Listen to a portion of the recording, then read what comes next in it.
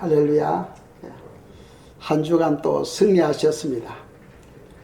오늘은 생명의 말씀으로 돌아가라 라는 제목으로 저희들이 묵상하건대 오늘은 성경 구절을 많이 보도록 하겠습니다. 지난주 저희들이 시편 1편을 묵상했지요.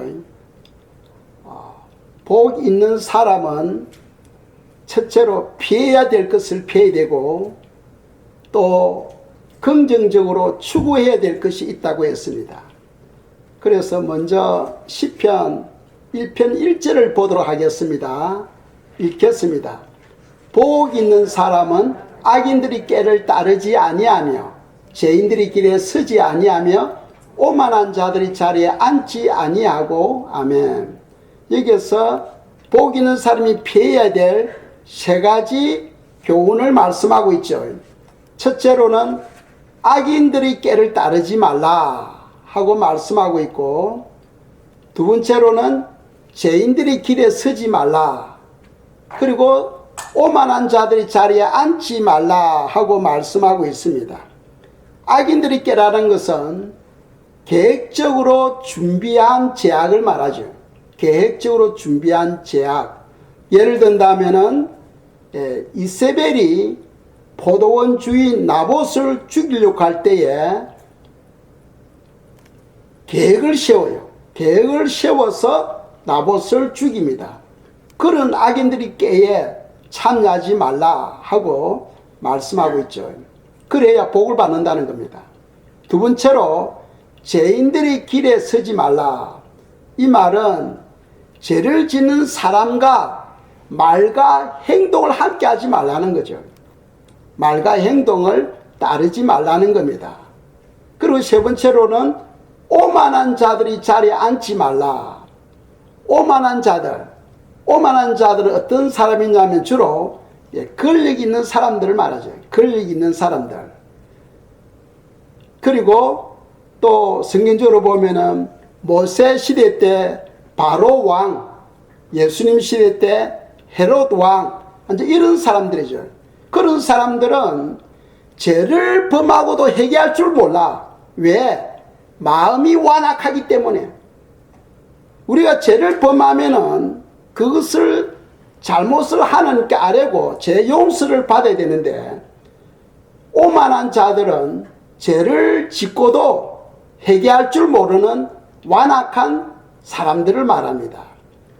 그러니까 주로 권력 있는 사람들, 그리고 재판관들을 해서 다 그런 사람은 아니죠. 재판관들 중에서도 완악한 사람들이 많아. 죄를 범하고도 회개할 줄 모르고 계속 그 길로 가는 사람들, 그죠? 그런 사람들을 일컬는 말입니다.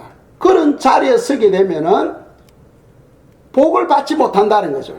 그래서 우리는 그런 요소를 피해야 되고, 또 긍정적으로 또 적극적으로 우리가 추구해야 될 것이 있다는 거죠.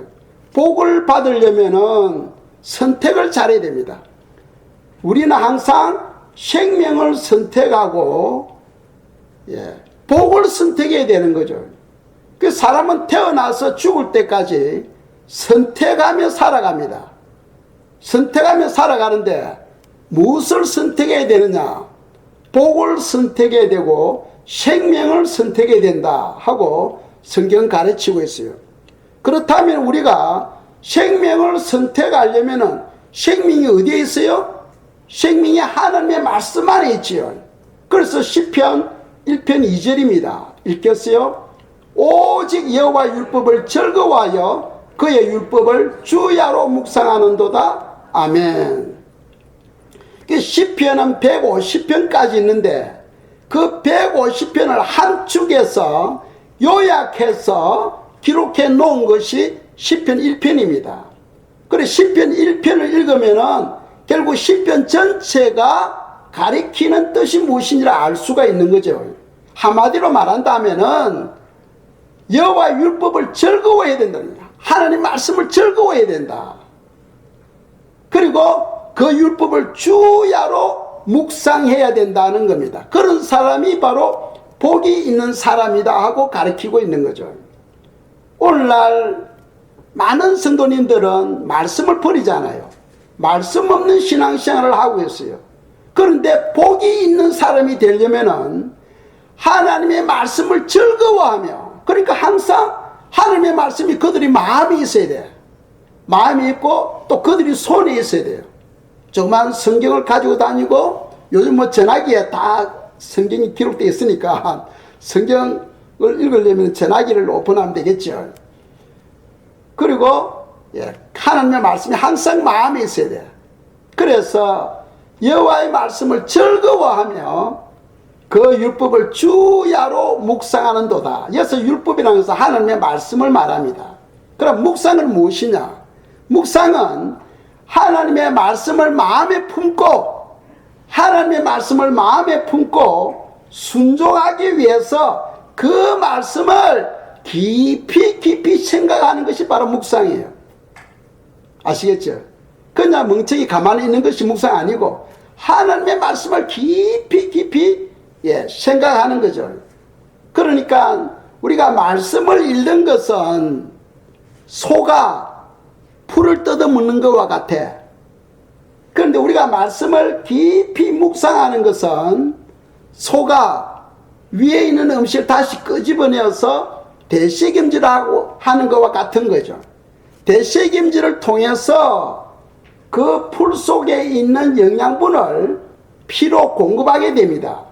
그러니까 사람이 살아가는데 말씀을 듣고 읽는 것만으로는 우리 영혼을 만족시키지 못하고 우리가 말씀대로 살아갈 수가 없어요. 그래서 이 묵상이라는 것은 하나님의 말씀을 깊이 생각할 때에 그 말씀이 우리 마음판에 기록되어지는 거예요. 종이에 기록되어지는 것이 아니고 묵상을 통하여 하나님의 말씀이 우리 마음에 기록되어지는 거죠. 그럼으로써 우리 말이 달라지고 생각이 달라지고 우리가 온전한 하나님의 사람으로 성장하게 되는 겁니다. 그래서 성도는 말씀을 떠나면 안 돼요. 성도는 늘 말씀을 가까이 하며 살아야 된다 하는 것을 우리에게 가르치고 있는 겁니다. 말씀이 얼마나 중요하냐. 예수님은 마귀가 공격할 때에 무엇으로 승리하게 됩니까? 성경에 기록된 말씀으로 승리하게 되죠. 기록되었으되 하면서 사단에게 하나님의 말씀을 선포하는 거예요. 기록되어 있는 이 말씀을 끄집어내어서 사단에게 선포하니까 사단이 떠나게 되는 거죠. 그래서 이 하나님의 말씀은 영적 전투에서 승리할 수 있는 무기가 되는 거예요. 하나님의 말씀은 양날 가진 칼이죠. 우리가 전신갑주 에베소서 6장에 보시면은 전신갑주를 쭉 설명하고 있는데 다 방어용이에요. 방어용인데 하나님의 말씀은 공격용입니다. 하나님의 말씀은 혼과 영과 관절과 골수를 찔러 쪼개며 마음의 생각과 뜻을 감찰한다고 말씀하고 있어요. 그러니까 하나님의 말씀이 선포되질 때에 그 영혼이 심령에 꽂혀서 수술하는 거죠. 어둠을 제거하는 거예요. 그러니까 엄청난 권세가 있는 거예요. 우리가 영적 전투에서 승리하려면은 이 하나님의 말씀이 있어야 된다는 거예요. 말씀으로서 승리하는 거죠.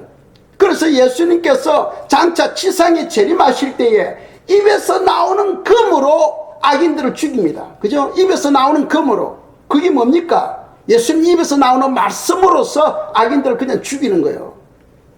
그래서 이 말씀의 권세가 엄청나게 중요하기 때문에 성도는 늘 말씀을 가까이 해야 된다. 말씀을 읽으시고 말씀을 생각하시고 말씀을 또 들으시고 그럼으로써 말씀과 늘 함께하는 그런 삶을 사셔야 된다는 거죠. 또 이 말씀을 통해서 우리가 거듭나잖아요. 물과 성령으로 거듭나지 아니하면 하나님의 나라에 들어갈 수 없다고 성경 말씀하죠. 이 거듭나려면은 그 거듭남이 뭡니까? 이 하나님의 말씀이잖아요. 너희가 거듭난 것은 썩어질 씨로 된 것이 아니요 썩지 아니할 씨로 된 것이니 살아있고 항상 있는 하나님의 말씀으로 되었느니라 하고 성경은 말씀하고 있어요. 이 하나님의 말씀이 우리 마음에 새겨짐으로써 우리가 거듭나게 되는 거예요. 우리가 부모로부터 태어났습니다. 부모로부터 태어난 사람은 하나님의 말씀, 영과 생명이 되는 하나님의 말씀이 우리 마음에 새겨질 때에 새롭게 변화받는 역사가 일어나는 거죠. 왜? 그 말씀 안에는 생명이 있기 때문이죠. 그렇죠. 그래서 이 하나님의 말씀은 우리를 거듭나게 하신다 하고 성경 말씀하고 있죠. 또 요한계시록의 마지막에 보면은 이 하나님의 말씀에 더 붙이지도 말고 빼지도 말라는 거예요. 왜? 하나님은 장차 우리를 심판하실 때 이 말씀을 기준으로 해서 심판하겠다는 거예요. 이 말씀을 기준으로 해서. 그러니까 우리가 살아가려면은 항상 하나님의 말씀이 바로 기준이 돼야 돼. 하나님의 말씀이 기준이 되어서 그 말씀대로 우리가 살아가려고 몸부림쳐야 되는 거예요. 그럼 우리 힘으로는 안 되니까 누구의 도움이 있어야 됩니까? 성령님의 도움이 있어야 돼요. 그래서 우리가 살아갈 때 성령님 도우시고 진리로 순종하게 해달라고 우리가 기도해야 됩니다. 성령님이 인도하시면 다 되잖아요. 하나님은 사람으로서는 할 수 없으되 하나님은 다 하실 수 있느니라. 아멘. 사람으로서는 아무것도 할 수 없지만 하나님은 다 하실 수 있다. 그러니까 우리 힘으로는 이 말씀을 지킬 수 없지만 생명이 되시는 진리가 되시는 그 성령님이 우리에게 임하시면은 이 말씀이 순종이 되어지는 거예요. 왜? 우리 마음을 바꿔주니까, 우리 생각을 바꿔주니까, 또 그렇게 순종하도 우리에게 은혜와 힘과 능력을 주시기 때문이죠. 그래서 이까지가 지난주 저희들이 묵상한 말씀입니다. 오늘은 저희들이 무엇에 대해서 묵상하느냐? 사사기에 관해서 묵상하겠어요. 사사하면은 바로 지도자들 또는 재판관들 이런 뜻이에요. 그러니까 모세 시대에서요. 창세기로부터 모세 시대까지는 하나님이 직접 현현하셔서 하나님이 사람에게 직접 찾아오셔가지고 말씀하셨어요. 그리고 사무엘 이후부터 말라기까지는, 말라기는 마태 바로 앞이죠. 신약 성경 바로 앞에 기록된 선지자입니다. 그 말라기까지는 선지자를 통해서 하나님께서 말씀하셔서, 그러니까 모세 시대와 사무엘 시대 그 사이에 뭐가 있느냐 하면은 사사 시대가 있어요. 사사 시대에는 하나님께서 여러모로 말씀하셔. 때로는 현현하셔서 말씀하시고, 때로는 천사들을 보내셔서 말씀하시고, 때로는 선지자를 보내셔서 말씀하신 거죠. 그래서 무슨 시대다 하고 말하기는 어려워. 아시겠죠? 그래서 그 사사 시대 때는 하나님께서 사사를 세우셔서 이스라엘을 돌보게 하신 거죠. 그때는 이스라엘에 왕이 없을 때입니다. 아직 왕이 없을 때예요. 그러니까 백성들은 사사의 지도를 받으면서 신앙생활을 한 겁니다. 사사시대 때 이스라엘 사람들의 그 삶이 어떤 것이냐 하면은 바로 이런 거예요. 사사시대에는 하나님께서 평강을 주시잖아요.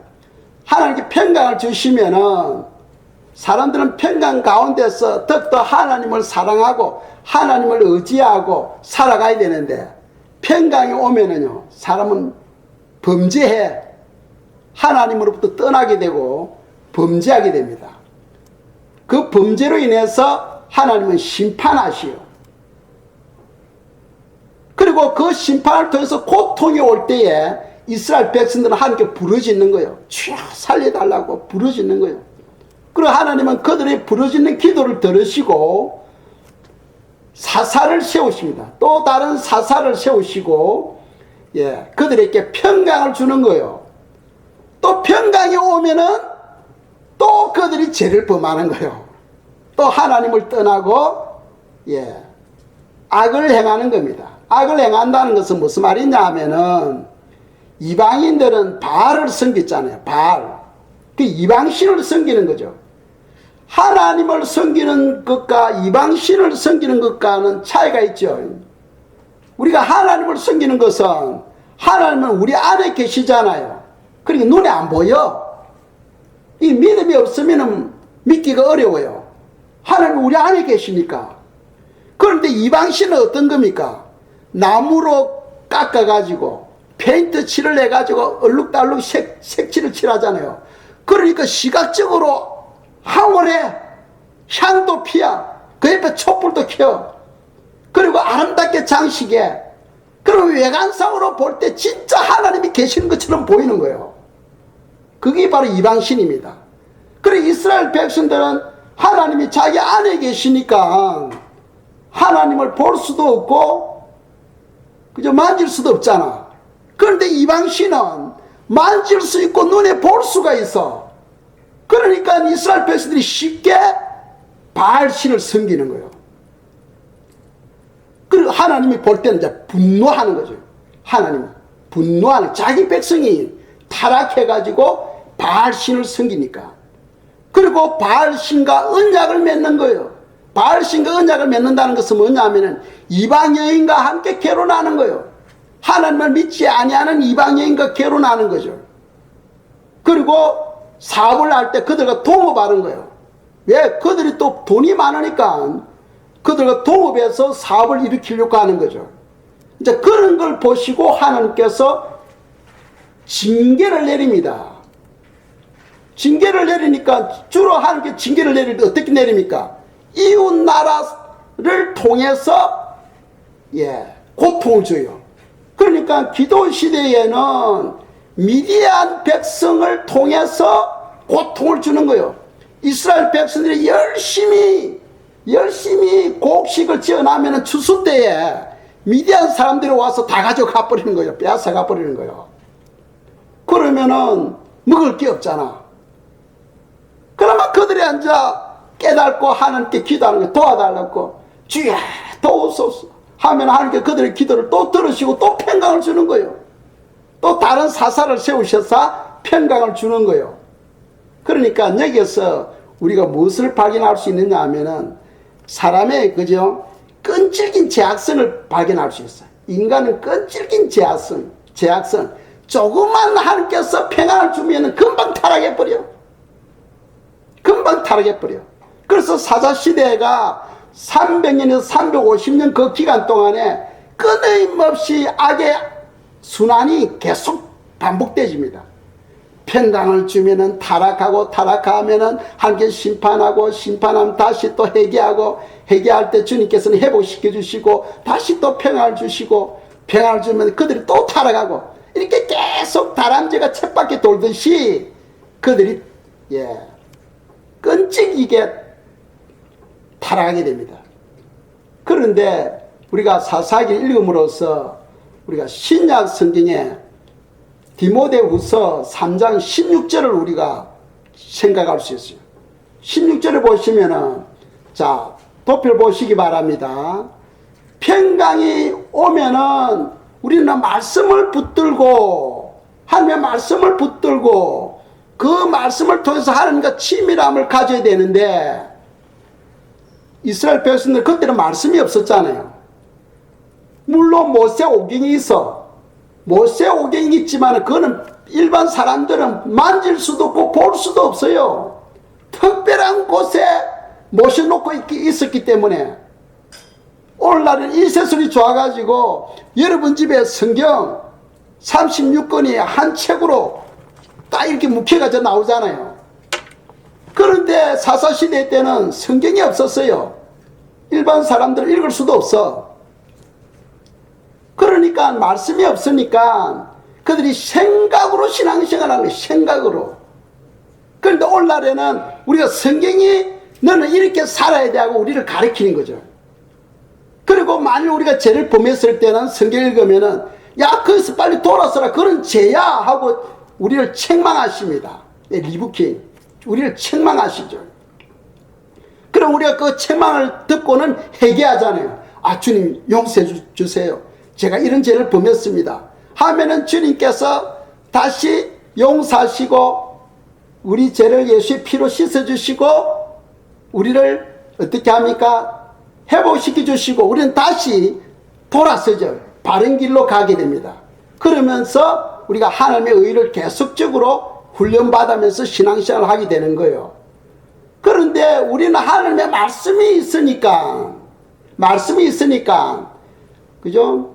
계속해서 하나님의 말씀 우리를 가르치고 잘못된 길로 가면 우리를 책망하시고 또 우리 그 책망을 듣고 우리가 콜렉팅하고 그리고 또 우리가 트레이닝 말씀 안에서 진리 안에서 우리가 훈련받아 나갑니다. 그런데 이 사사기 시대 때는 말씀이 없으니까 그들이 그것을 몰랐던 거죠.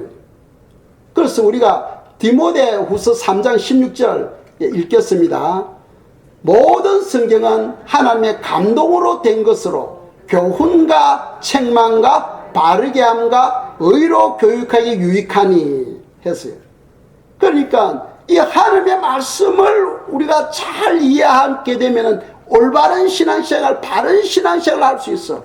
그런데 오늘날 문제는 사람들이 이 말씀에서 떠나고 있다는 거죠. 말씀에서 떠나버리면은 그런 불신자와 같은 거죠. 어떻게 살아야 되는지를 모르잖아요. 어떻게 살아야 되는지 몰라요. 말씀을 떠나면은 사사시대 때 이스라엘 백성들과 똑같이 되는 거예요. 우리가 그런 오류에 빠져서는 안 되겠습니다. 자, 사사기 5장 31절 읽겠습니다.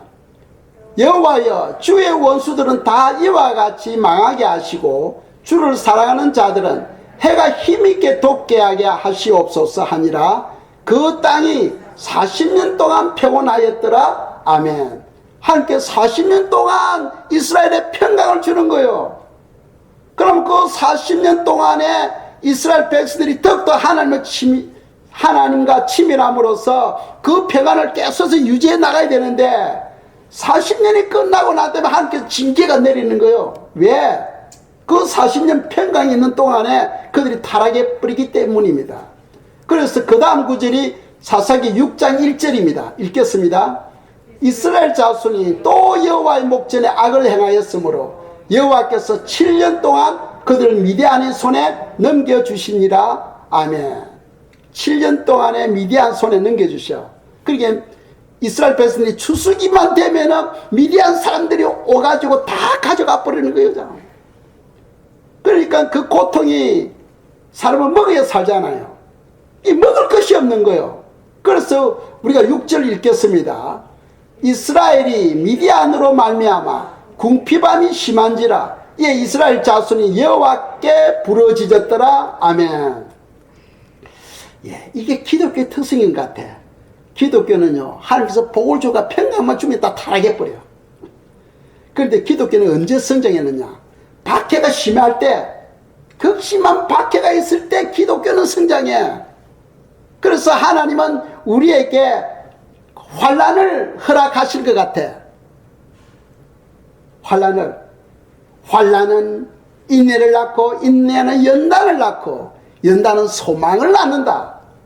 그래서 기독교 신앙은 고통 가운데서 성장하는 거예요. 평강만 있으면 금방 하나님을 떠나버려. 떠나서 타락해 버립니다. 그래서 이스라엘 백성들이 미디안에 의해서 궁핍아 먹을 것이 없다는 거예요. 먹을 것 다 빼앗겨 버리니까. 그래서 어떻게 합니까? 여호와께 부르짖는 거예요. 우리가 기도할 때 우리 하나님 이거 들어주세요 하는 거하고 큰 소리로 부르짖는 거. 하나님은 어느 것을 원하느냐면 부르짖는 기도를 원하셔. 우리가 부르짖을 때에 하나님은 응답하시는 하나님이시다 하는 것을 믿으시기 바랍니다.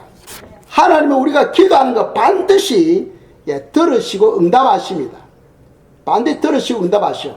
그래서 우리가 여기서 덮을 보면은 사사기 시대 때는 사람들이요,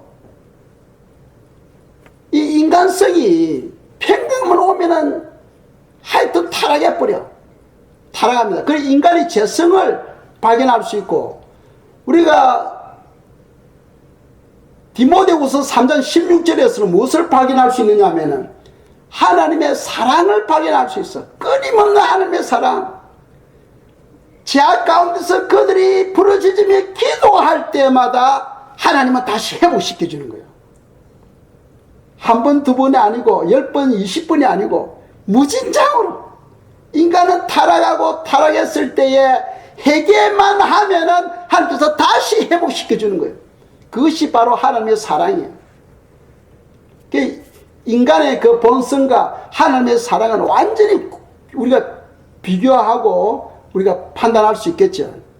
인간은 하나님께서 복을 주시면 금방 타락해버려. 그런데 그들이 회개하고 돌아서면은 하나님은 10번이 아니고 100번이 아니고 다 용서해 주시고 다시 받아주시고 또 평안을 주시는 거예요. 그래서 우리는 늘 그 하나님의 은혜 안에서 우리가 살아가고 있기 때문에 오늘도 하나님께 나와서 우리가 예배를 드리고 있는 겁니다. 자, 우리가 기도하는 거, 우리가 기도하면 하나님께 다 들으셔. 그래서 한 구절 보겠습니다. 마태복음 21장 22절입니다. 읽겠어요? 너희가 기도할 때에 무엇이든지 믿고 구하는 것은 다 받으리라 하시니라. 아멘. 무엇이든지 다 응답해 주신다는 거예요. 무엇이든지. 그런데 때로는 우리가 기도할 때 기도 응답이 더디게 임할 때도 있어요. 그건 왜 그러냐 하면은 우리가 기도는 했는데 그 기도를 응답을 받으려면 우리 마음이 준비가 되어져야 돼.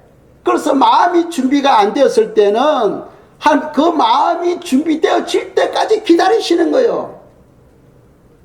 기다리시는 거예요. 예를 들어서 어린아이가 총을 원해. 주님 총을 달라고 기도하면은 하나님께서 어린아이 총을 다룰 줄 모르는 아이에게 총을 줄 수 있습니까? 그럼 어느 정도 클 때까지 기다려야 돼. 총을 다룰 수 있을 때까지 기다려야 돼요. 그렇죠? 그런데 그래도 달라고 몸부림치면 하나님께 주시지만은 그 영혼은 파리해진다 하고 성경 가르치죠. 하나님께서 응답 무조건 하신다고 해서 좋은 건 아니에요. 그래서 우리가 기도하고 하나님의 손에 맡겨버려야 됩니다. 하나님의 손에 맡겨버릴 때에 하나님은 그것을 위해서 우리를 연단하시고 우리를 훈련시키셔서 때가 되면은 응답해 주시는 거예요. 그러려면 우리가 하나님의 그 뜻을 기다리고 하나님의 때를 기다릴 줄 아는 그런 믿음이 있어야 되겠습니다. 자, 이스라엘 백성들이 고통 가운데서 먹을 것이 없어요. 그래서 하나님께 부르짖습니다. 부르짖을 때에 하나님께서 그 기도를 들으시고 어떻게 합니까? 하나님의 사자가 기드온에게 찾아와요. 그래서 사사기 6장 11절입니다. 읽겠습니다. 여호와의 사자가 아비에셀 사람 요아스에게 속한 오브라에 이르러 상수리 나무 아래에 앉으니라. 마침 요아스의 아들 기드온이 미디안 사람에게 알리어 아니하려 하여 밀을 포도주 틀에서 타작하더니. 아멘. 자, 이스라엘에 많은 사람들이 있었잖아요. 그런데 왜 하나님이 기드온에게 보냈을까요? 하나님의 사자는 뭐 어르렁거리는 동물이 아닙니다. 하나님이 부리는 동물이 아니에요. 메신저예요. 메신저. 전갈자. 하나님의 말을 전하는 사람. 그러니까 여기서 메신저는 누구냐? 8절에 보면은 선지자로 말씀할게요. 선지자다. 하나님께서 선지자를 보내심했죠. 8절에서. 그러니까 우리 여기서 하나님의 사자가 우리 영어 성경에는 천사로 표현되어 있죠. 엔젤로 표현되어 있습니다. 그런데 여기서 우리가 엔젤인지 사람인지 그건 정확하게 모르겠어요. 그래서 그거는 그냥 사람으로 주장하는 사람도 있고 천사로 주장하는 사람도 있다 하는 것을 그냥 마음에 생각하시면 되겠습니다. 자, 여호와의 사자가 기드온에게 왔습니다. 기드온에게 왔을 때 기드온은 뭐하고 있었어요? 밀을 포도주 틀에서 타작하고 있었다는 거예요. 자, 밀이라는 것은 밀을 타작하려면 어떤 장소가 필요합니까? 오픈되고 넓은 장소가 필요하죠. 밀을 타작하려면 먼지가 막 날고 하니까 넓은 장소, 오픈된 넓은 장소가 필요해.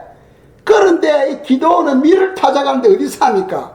포도주 틀에서 완전히 밀폐된 공간에서, 좁은 공간에서 타작하고 있는 거예요. 그냥 왜 그렇습니까? 미디안 사람들 때문에. 넓은 공간에서 타작을 하면은 미디안 사람들이 보고 오가지고 다 뺏어갈 거 아닙니까? 그러니까 안 빼앗기려고 포도주 트는 그 갇혀진 장소에서 지금 밀을 타작하고 있는 거예요. 이것을 보면서 제가 무슨 느끼냐면은, 아, 기도는 믿음이 없는 사람이 아니고, 믿음이 없어서 그런 게 아니고, 우리와 같이 아주 평범한 사람이다 하는 것을 우리가 발견할 수 있어요. 여러분들은 어떻겠습니까? 만약 여러분들이 그 시대 때 이런 환경에서 있었다면 어떻게 타작하시겠어요? 기도원처럼 그렇게 하시겠죠? 예, 그러니까 기도원이나 우리는 아주 똑같은 사람이에요. 평범한 사람이에요. 그런 걸 보면 기도원은 용사가 아니에요. 만일 엄청난 힘을 가진 용사라면은 미디안 사람이 보든 말든 광장에서 아마 타작을 할 거예요. 미디안이 오면은 막 칼로 가지고 다 요술을 내버리겠죠. 이 큰 용사가 될 수 있을 텐데, 이 기도원이 숨어서 타작하는 거 보면은 용사는 아니에요. 용사는 아니지만 우리와 같이 아주 평범한 사람이다 하는 것을 우리가 발견할 수 있어요. 자, 그렇다면은 여호와의 사자가 기도원에게 뭐라고 이야기합니까? 그 다음 구절 12절입니다. 읽겠습니다. 여호와의 사자가 기도원에게 나타나 이르되 큰 용사여 여호와께서 너와 함께 계시도다 하매 아멘. 아니, 하나님의 사자가 기도원에게 오가지고 포도주 틀에서 타작하고 있는 그 모습을 보면서 뭐라고 말하냐면 큰 용사여 합니다. 큰 용사여. 제가 볼 때 큰 용사가 아니에요. 그런데 하나님의 사자가 기도를 보면서 큰 용사라고 이야기하는 거예요. 근데 큰 용사가 되는 그 이유를 그 다음 구절에서 말씀하죠. 뭐라고 이야기합니까? 여호와께서 너와 함께 계시도다는 거예요. 여호와께서 너와 함께 계시기 때문에 너가 큰 용사라는 거예요. 기도는 우리와 똑같은 평범한 사람인데 하나님께서 함께 하시니까 큰 용사가 되는 거예요. 그 성경이 말씀하고 있죠. 모든 자를 크게 하심과 강하게 하심이 여호와의 손에 있나이다. 하나님의 손에 있는 거예요. 우리도 다 평범한 사람이에요. 그런데 하나님께서 우리와 함께 하시면은 우리도 기도원처럼 큰 용사가 될 수 있다는 것을 믿으시기 바랍니다. 그런데 신약 성경에서는 하나님께서 영원히 우리와 함께하고 계신다고 약속하고 있잖아요. 그렇죠. 세상 떠날 때까지 내와 너희들과 함께하리라. 함께하고 있습니다. 그런데 우리 용사가 되지를 못해. 그 말은 무슨 말이냐 하면은 기도원 시대 때, 즉 사사 시대 때나 지금이나 똑같다는 거예요. 사사 시대 때 이스라엘 백성들은 왕이 없어. 그런데 그들은 진정한 왕이 누군지를 모르고 있었어요. 지식으로는 알아. 여호와 하나님이 구원자이시고 여호와 하나님이 그들의 왕이시고 여호와 하나님이 그들의 사사인데 그들은 여전히 인간 사사를 기다리고 있었던 거예요. 인간 사사. 하나님이 인간 사사를 세우셔서 우리의 구원자, 우리의 왕, 우리의 지도자가 되기를 원하고 있었다는 거예요. 그런데 하나님은 내가 바로 너희 구원자요, 내가 바로 너희 왕이요, 내가 바로 너희 사사다 하시는데 그들은 그것을 깨닫지를 못했던 거죠. 오늘날에도 마찬가지입니다. 예수님이 우리의 구원자, 예수님이 우리의 왕, 예수님이 우리의 사사인 줄 다 알아. 지식적으로. 그런데 삶을 보면 안 그래. 여러분들 삶을 보면 안 그렇다니까. 삶을 보면은 주야, 이 나라에 더 훌륭한 대통령 보내주소서. 훌륭한 지도자 보내주소서. 우리 교회에 더 훌륭한 목사 보내주소서. 예, 사람들은 그렇게 기도하잖아. 그러니까 지식적으로는 여호와 하나님이 그들의 구원자이고 왕이시고 사사인 줄 아는데 실제 삶에서는 그렇게 생각하지 않고 있다는 거예요. 그러니까 사사시대나 지금이나 똑같은 거예요. 우리가 알고 있는 지식과 우리의 삶이 매치가 되어서 하나가 되어야 돼요. 하나가. 말과 행동이 하나가 되어야 되는데 말은 이렇게 하는데 행동은 다르게 하는 거예요. 그런데 하나님께서 함께 하실 수가 없어. 하나님은 함께 하셔도 그냥 가만히 계시는 거예요. 그냥 약속 때문에 하나님은 함께 계시지만은 그냥 일 안 하고 계시는 거예요. 함께 하신다는 것은 무슨 뜻이냐면 하나님께서 일하신다는 거예요. 하나님께서 기도원과 함께 하신다는 것은 하나님께서 기도원 대신에 일을 하신다는 거예요. 기도원이 일하는 것이 아니고 하나님이 일하신다는 거예요. 그런 뜻입니다. 그런데 오늘날에도 주님께서 우리와 함께 하는데 우리가 그것을 안 믿으니까 주님은 그냥 가만히 계시는 거예요. 그냥. 사랑하는 성도님 여러분, 오늘 이 시간 이후로 우리 주 예수 그리스도 그분이 여러분들의 구원자이시여 사사이시여 여러분들이 왕이신 것을 믿고 그분을 의지하고 그분과 친밀한 삶이 되기를 축복합니다.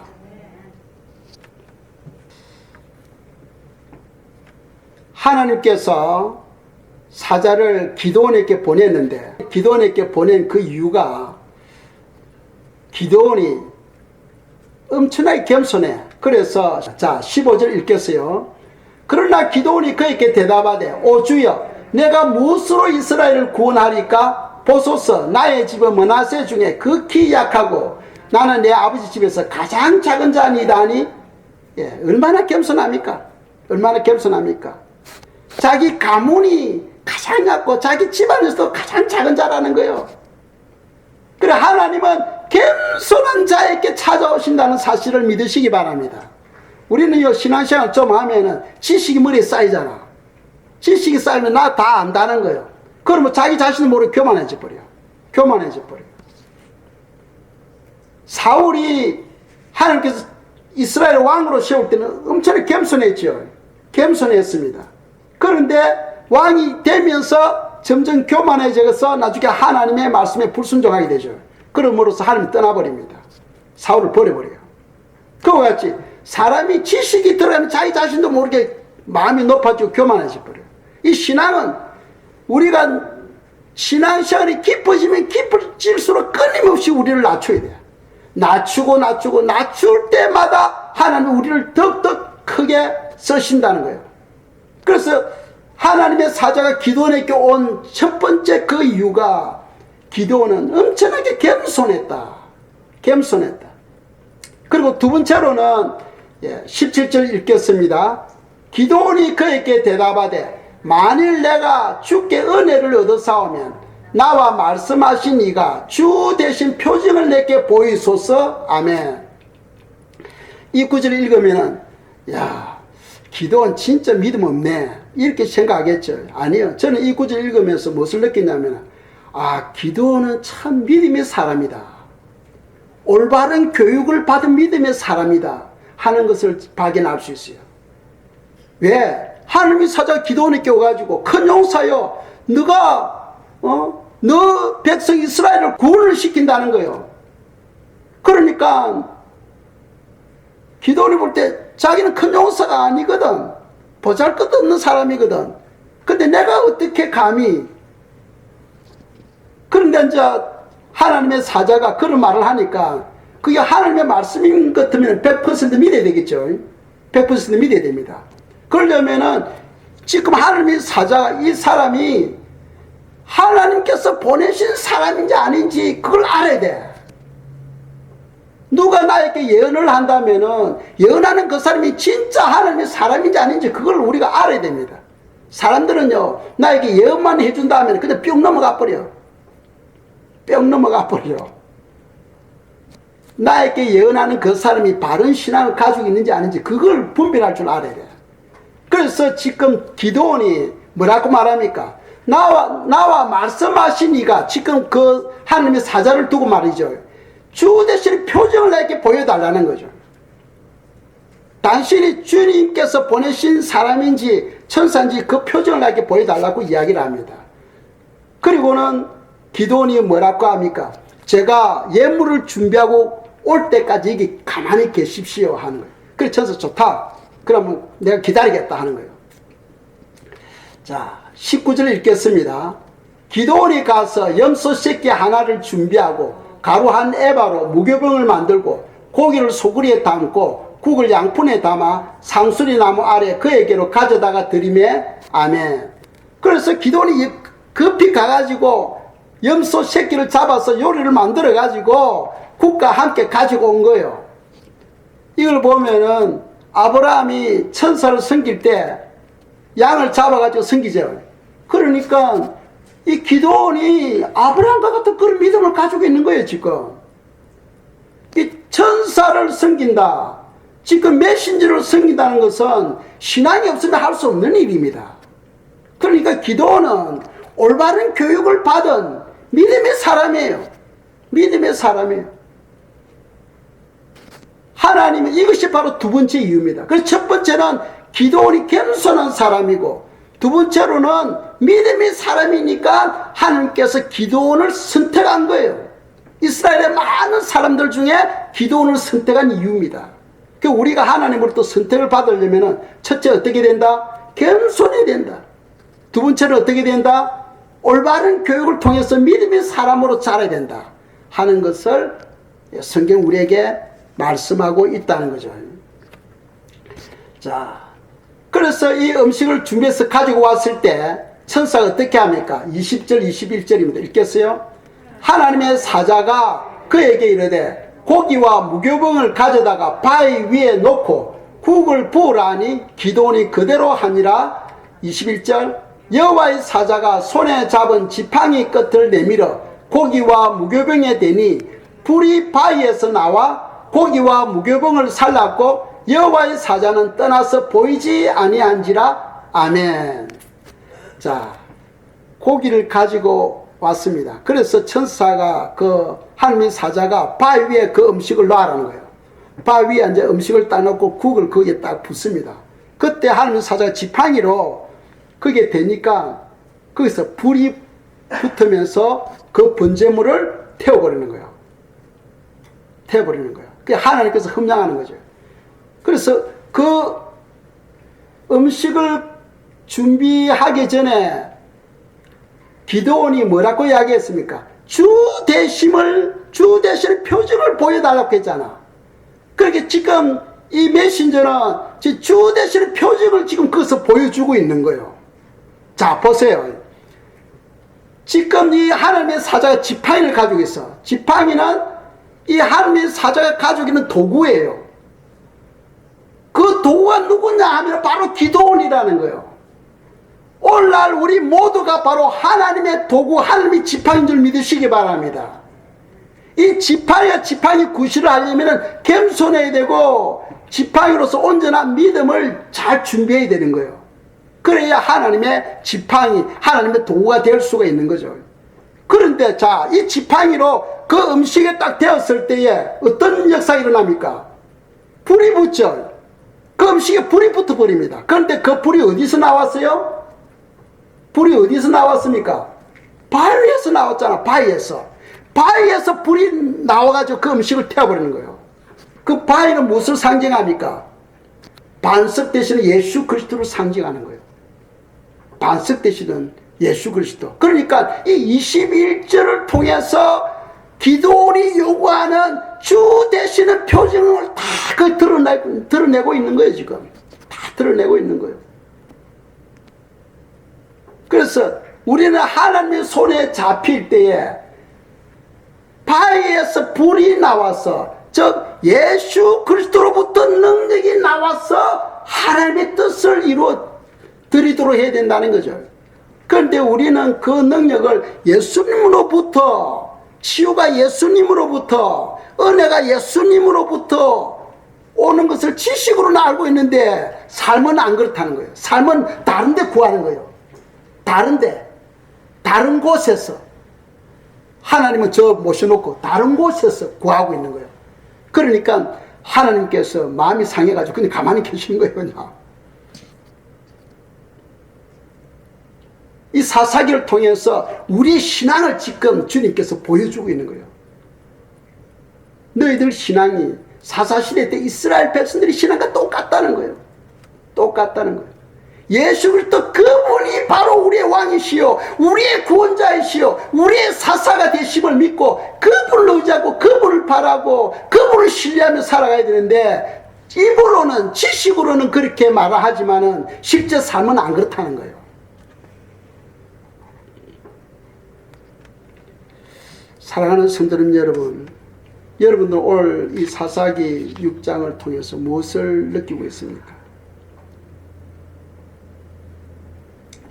오늘부터 여러분들 삶의 왕을 바꾸시기 바랍니다. 신앙생활은 바꾸는 거예요. 예전에는 세상의 것을 바랬지만 지금은 우리의 왕이 되시고 우리의 구원자는 오직 예수 그리스도 그분밖에 없다는 것을 여러분들이 믿으셔야 됩니다.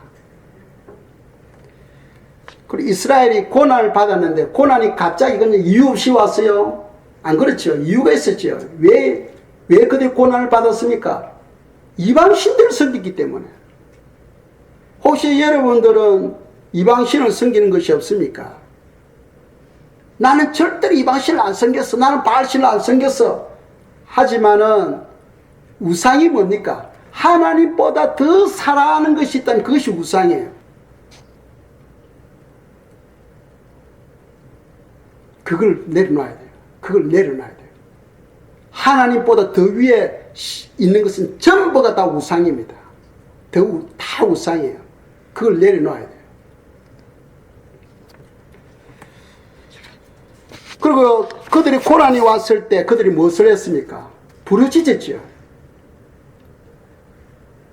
성도들이 가져야 될 특권이 뭡니까? 기도입니다. 기도. 우리에게 하나님께서 우리에게 엄청난 특권을 주셨어. 우리가 기도하면 하늘에 있는 문이 열려. 하늘에 있는 문이 열려요. 그런데 그 문을 열려면 어떻게 기도해야 되냐? 부르짖으며 기도하는 거예요. 너는 부르짖으라는 거예요. 부르짖어라, 부르짖어라. 제 이스라엘 백성들이 부르짖었습니다. 부르짖으니까 하나님께서 그 기도를 들으시고 응답하셨다는 거죠. 그래서 사사를 보내십니다. 그들의 요구대로 그냥 사사를 보내주셔요. 기도원을 세우시고 그들을 미디안으로부터 독립하게 합니다. 요한일서 4장 1절입니다. 읽겠습니다. 사랑하는 자들아, 영을 다 믿지 말고 오직 영들이 하나님께 속하였나 분별하라. 많은 거짓 선지자가 세상에 나왔습니다. 아멘. 성경이 이렇게 말씀하고 있어요. 하나님을 시험하지 말라고 했지요. 하나님을 시험하지 말라.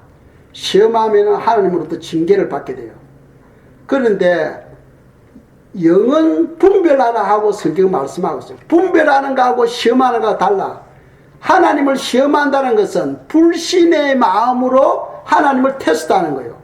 불신의 마음으로 하나님을 테스트하는 것이 하나님을 시험하는 것이고, 영을 분별한다는 것은 순종하기 위하여 더 확실한 순종을 위해서 이 영이 지금 진짜냐 가짜냐를 분별하는 거예요. 그것은 성경은 그렇게 하라고 말씀하고 있습니다. 그래서 사랑하는 자들아, 영을 다 믿지 말고 오직 영들이 하나님께 속하였나 분별하라. 많은 거짓 선지자가 세상에 나왔습니다. 거짓 선지자가 뭐 하는 역할입니까? 하나님께서 이렇게 말씀했다는 거예요. 하나님께서 이렇게 당신을 이렇게 축복한다고 말씀한다는 거예요. 근데 그것이 진짜인지 아닌지 기도는 주가 대신에 표징을 보여달라고 했지요. 근데 오늘날 많은 사람들은 믿음이 없으니까 그냥 그것이 하나님의 말씀인 줄 알고 사단이 이야기해도 그냥 속아 넘어가는 거예요. 우리가 믿음의 사람, 올바른 믿음의 교육을 받은 사람은 영적으로 분별할 줄 아는 그런 지혜가 있어야 되겠습니다. 그 요셉도 보면은 형통한 사람이 되었지요. 환경적으로 보면은 엄청나게 안 좋은 환경이에요. 그런데 행동할 수 있었던 이유가 뭡니까? 하나님께서 함께 하셨다. 그 창세기 39장 2절입니다. 읽겠어요? 여호와께서 요셉과 함께 하심으로 그가 형통한 자가 되어 그의 주인이 애굽 사람의 집에 있으니 아멘. 이 요셉이 종살이하고 옥살이 하는데도 불구하고 형통할 수 있었던 것은 왜? 하나님이 요셉과 함께 했다는 거예요. 요셉은 모든 것이 다 하나님을 신뢰하고 하나님을 의지하며 살았다는 거예요. 그러니까 하나님께서 대신 일해 주는 거예요. 하나님께서 함께 하신다는 것은 하나님께서 일을 하신다는 거예요. 우리가 일하는 게 아니고. 여러분이 지혜와 여러분의 방법으로 여러분 삶을 이끌어 가려고 하지 마세요. 여러분들은 머리카락 하나도 감고 이게 할 수 없는 존재입니다. 내려놓으세요. 내려놓고 엎드리세요. 주여, 지금 내 이제 상태가 이렇습니다. 주님 도와주세요. 인도해 주세요. 하나님께 부르짖으세요. 하나님은 길이 되십니다. 막힌 길도 열어주시오. 끊어진 길도 회복시켜 주시오. 하나님은 무엇이든지 다 하시는 분입니다. 병으로 고통 가운데 있습니까? 하나님께서 치유의 관슬을 비춰주십니다. 우리의 구원자는 예수 그리스도. 질병으로부터 구원합니다. 환경으로부터 구원하십니다. 우리의 영혼을 구원해 주시는 분은 바로 예수 그리스도 그분입니다. 예수 그리스도를 굳게 붙드시는 여러분들이 되시기를 축복합니다. 이 시간 저희들이 기도하겠어요. 저희들의 겸손한 마음과 온전한 믿음으로 성장할 수 있도록 도와달라고 이 시간 저희들이 기도드리겠습니다.